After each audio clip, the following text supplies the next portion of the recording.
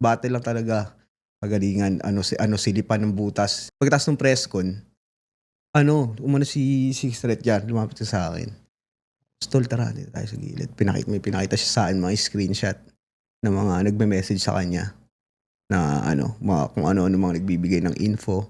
Laban sa'yo? "Kababata ko 'yan, si Thomas, ganito, ganyan." Sabi, ta's natuwa ako kay Six sobra nun.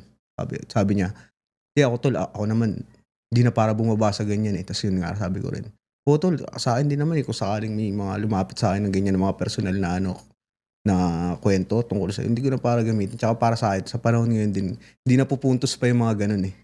So yun, lang, battle lang talaga, kagalingan, silipan ng butas sa mga nagdaang hindi para sisirin pa yung mga ganong kalalim na na personal na bagay. Personal na bagay. Respect Yun, doon natuwa sa ako. ginawa niya na yun. Sobrang ako natuwa kay Six. In-expect mo yun? Hindi kuya.